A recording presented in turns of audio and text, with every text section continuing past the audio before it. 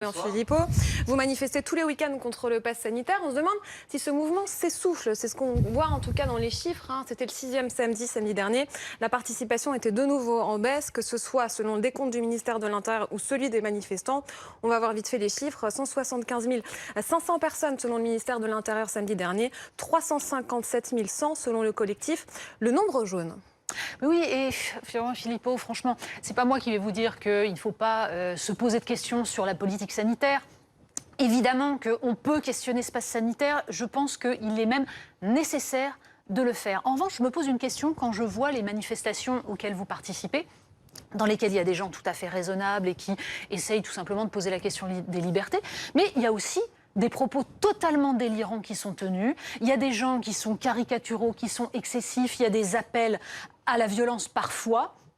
Et la question que je me pose, c'est est-ce que vraiment vous aidez à ce qu'il y ait un débat apaisé dans la mesure où, par les gens qui manifestent de cette façon-là, c'est plus possible tout simplement de questionner les libertés, la responsabilité, la politique sanitaire. On est immédiatement renvoyé aux gens qui sont anti-vax, violents, délirants. Bref, est-ce que vous n'êtes pas le meilleur allié d'Emmanuel Macron actuellement ? Écoutez, je vais vous inviter à venir à nos manifestations parce que je crois que vous parlez d'un monde que je ne connais pas, qui n'existe pas. Moi, ça fait pas 6 semaines, d'ailleurs, ça fait 40 semaines qu'on manifeste. Et pas que contre le pass sanitaire, contre une politique complètement dingue.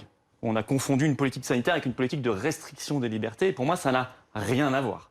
Notamment le pass sanitaire. Mais avant, il y a eu les couvre-feux, les confinements, etc., qui peut-être nous pendant au nez dans les semaines et les mois qui viennent. Mais je n'ai pas vu de personnes violentes. Moi, je n'ai jamais eu un seul acte violent en 40 semaines de manifestation, jamais une interpellation. Vous n'avez pas vu de propos antisémites, vous n'avez pas vu de gens appelant à l'insurrection. Vous-même, vous n'avez pas appelé à l'insurrection ? Je ne vais pas appeler à l'insurrection, j'appelle à la résistance. À l'insurrection. Mais alors attendez, moi j'assume clairement de dire, attendez, il faut, si par exemple en septembre ou en octobre, ils nous mettent un confinement, nous manifesterons quand même. Peut-être que vous appelez ça un appel à l'insurrection. Moi, au bout d'un moment, j'appelle ça j'assume. Vous avez employé ce mot, non, je n'ai pas employé le mot insurrection, mais... Si.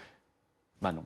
Mais c'est pas grave. Mais j'assume effectivement de dire nous ne rentrerons pas à la niche, y compris si M. Véran nous siffle. Ça suffit. Cette politique fait beaucoup de dégâts, n'est plus sanitaire, mais exclusivement politique avec un petit p minuscule. Et nous faisons des manifestations que certains tentent de caricaturer, etc. Mais encore une fois, pour ceux qui viennent réellement et qui écoutent ce qui est dit, on a fait parler l'autre fois un collectif de soignantes, nous avons fait parler de nombreux médecins, des restaurateurs, des chefs d'entreprise, des gens qui n'en peuvent plus, qui demandent du respect. Et c'est au contraire très bon enfant, très sympathique, mais très énergique dans le sens où les gens en ont ras-le-bol. Ça, je vous le confirme. Non, mais que les gens en aient ras-le-bol, c'est une chose. Mais quand vous employez des termes comme dictature, passe de la honte, est-ce qu'il n'y a pas un côté slogan politique qui empêche justement de distinguer les choses ? C'est-à-dire qu'on ne comprend pas très bien ce que vous prônez exactement face à ça.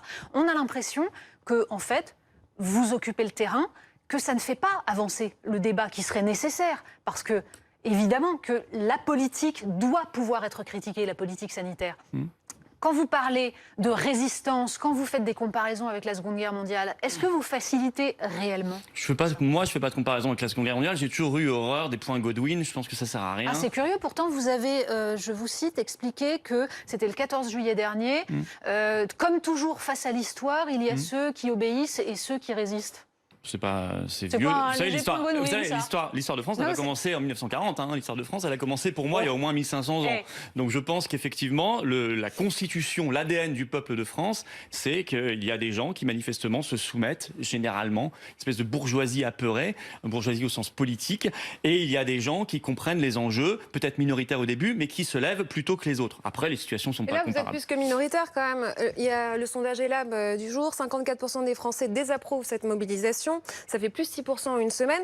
Et les Français sont majoritairement pour le pass sanitaire. 77% pour le pass lors des voyages en avion. Pour les lieux de culture, 72%. On va voir tous ces chiffres dans un instant. 65% pour le pass à l'hôpital. 64% dans les cafés. Vous représentez qui au fond ? Eh ben, tant mieux, comme ça on m'accusera pas d'opportunisme. Si c'est minoritaire, on pourra pas dire il suit le sens du vent et de l'opinion. Vous voyez, on pourra pas dire tout et son contraire.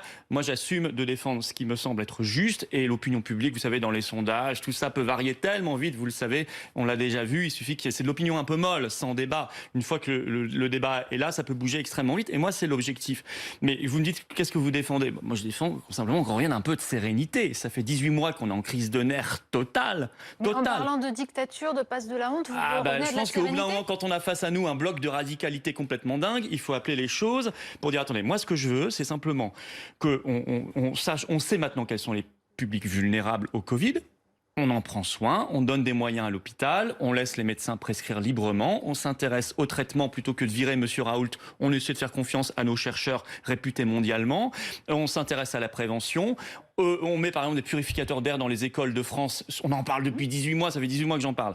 Et ça fait partie de la politique d'ailleurs qui va être on ne le fait pas. menée. Monsieur Blanquer nous a dit en interview l'autre jour, il faut ouvrir les fenêtres. Très bien. Enfin, on aurait Non, aimé... il a dit aussi qu'il y aurait des capteurs de CO2 et des purificateurs. Oui, on le dit, mais à New York, ils l'ont fait, là, à la rentrée. En Allemagne, ils l'ont fait depuis belle lurette, etc. Nous, on le dit. Et vous voyez, ça fait partie de... C'est ça que je veux. C'est pas plus compliqué. Mais je veux que ce soit... à la limite, on arrête de parler de tout ça. Je sais pas pourquoi, ça fait 18 mois qu'on est dans une crise de nerfs. On a l'impression que c'est la peste noire. C'est pas la peste noire. Non, ça, hier, il y a eu 44 morts, 44 morts de trop, mais il y a eu 1500 morts hier en France. Quand vous dites il faut protéger les publics vulnérables, moi, ce que j'ai pas réussi à comprendre, en fait, c'est si vous étiez contre le pass sanitaire ou contre les vaccins. Vous dites s'il faut protéger les publics vulnérables. Par exemple, la France est en retard sur un point essentiel, c'est qu'elle n'a que 80% de ses plus de 80 ans qui sont vaccinés. Donc vous appelez à ce qu'on vaccine ceux qui n'ont pas réussi, qui n'ont pas été atteints par la campagne de vaccination. Mais si c'est la balance bénéfice-risque qui le dit, et manifestement pour ce public-là, le dit, et que c'est leur souhait, on ne va pas les piquer de force, alors qu'ils le fassent. Je veux dire, moi je suis mais très... Pour ça, faut mettre en place mais qu'ils le fassent avec leur médecin, pas qu'ils le fassent parce qu'un président de la République intervient comme un fou à la télévision le 12 juillet, très brutalement, en disant aux gens, si vous n'êtes pas vaccinés, vous ne pourrez plus aller prendre un café en terrasse, bosser ou prendre votre train. Vous voyez, c'est ça aussi que je dis. Par contre, il y a des publics pour lesquels la balance bénéfice-risque n'est pas favorable.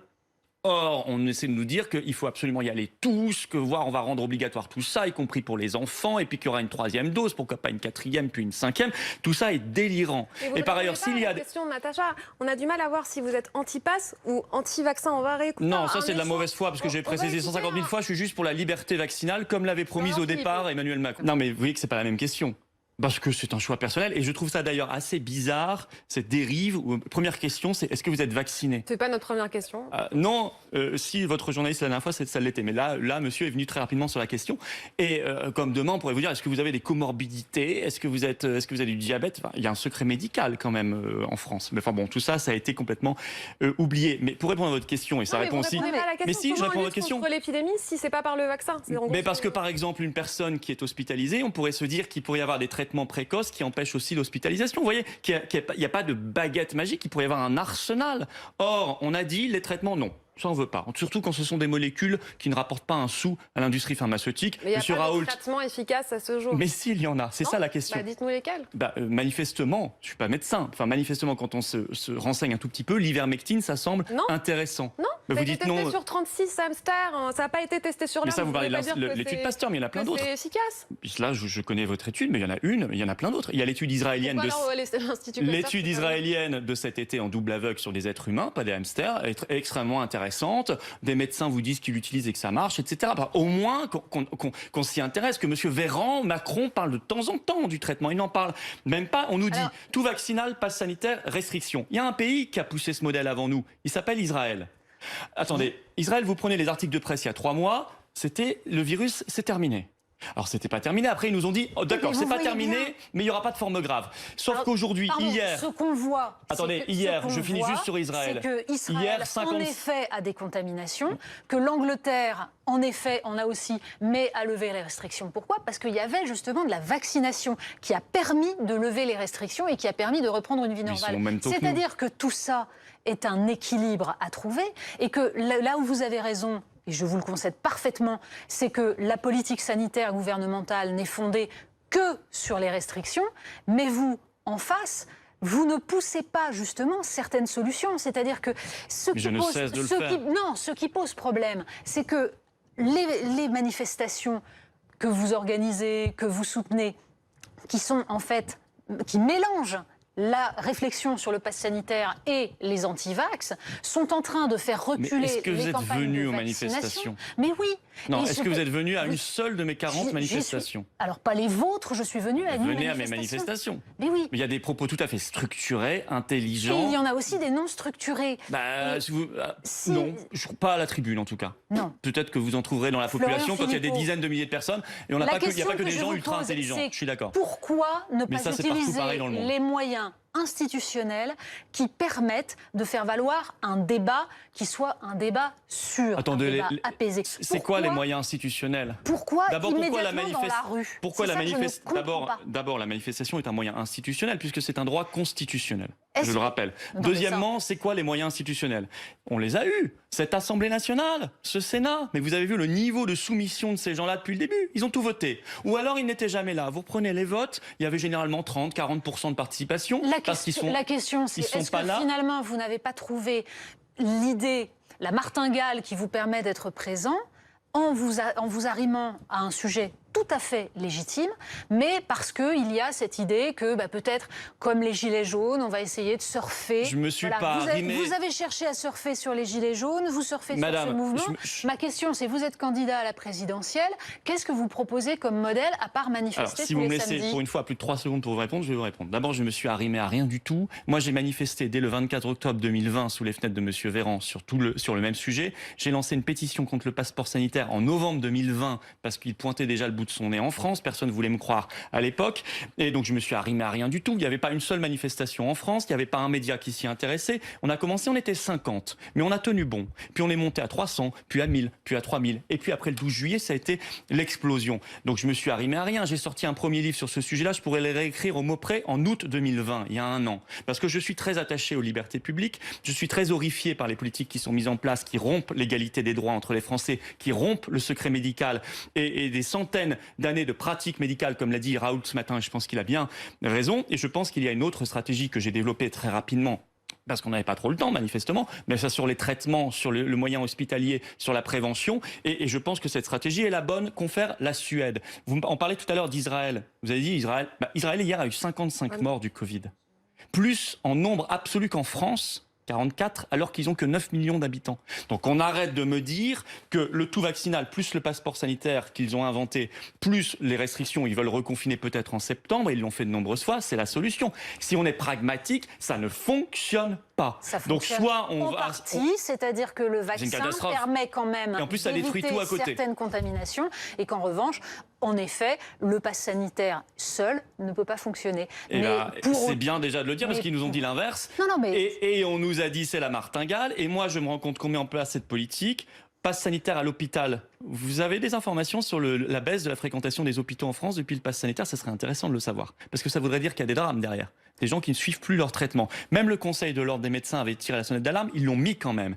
Et vous disiez avec niveau un institutionnel. débat sur la question de savoir quels sont les soins urgents. On ne peut plus avoir de débat. Ce ne sont que sur les soins urgents qu'il n'y a pas de pass sanitaire. Ça, sauf que c'est difficile de différencier urgent ou pas. On a une assemblée et un Sénat en dessous de tout. On a un Conseil d'État, un Conseil constitutionnel qui valide tout systématiquement. La Cour suprême espagnole, elle a dit non au pass sanitaire. Elle a dit non. Elle a dit c'est une passoire sanitaire parce que les vaccinés infectés peuvent quand même transmettre. Vous voyez, elle a donné raison au tribunal d'Andalousie. Florian Philippot, une réaction. Et nous, en France, on n'a pas tous ces contre-pouvoirs. C'est lié, s'il vous plaît. Justement, Olivier Véran, le ministre de la Santé, était l'invité d'Yves Calvi tout à l'heure et il s'adresse à vous. Non, en tant que responsable politique. Il n'est pas responsable politique. Pardon, être responsable politique, c'est d'abord avoir un mandat pour pouvoir parler au nom des Français qui vous ont élus, et puis c'est surtout, de façon très factuelle, agir en responsabilité pour l'intérêt général.